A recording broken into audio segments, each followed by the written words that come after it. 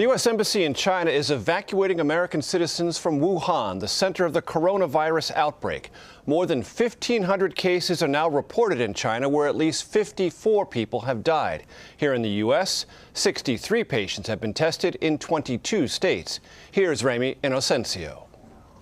At Ground Zero in Wuhan, an army of excavators is in a frantic race to now build not one, but 2 hospitals to treat over 2,000 people infected with the coronavirus.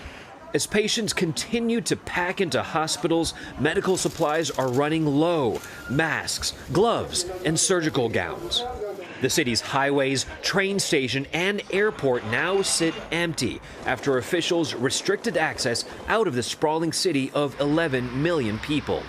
More than a dozen surrounding cities and towns, an estimated 50 million people, are now on some kind of total or partial transport lockdown. Most of the infections have been in mainland China, but fresh cases are popping up. Today, Australia and Malaysia reported their first cases, and Japan reported a third. France confirmed 3 cases on Friday, while the U.S. identified a second in Chicago.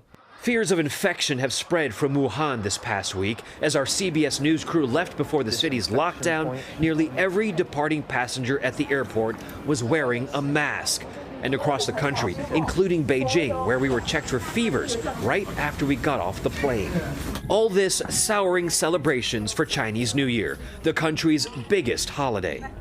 To get an idea of just how big Chinese New Year is in this country, think of it as Thanksgiving and Christmas combined for 1.4 billion people. That is a massive, massive celebration. And parks like this should be filled with people celebrating the holiday, but now they're nearly empty.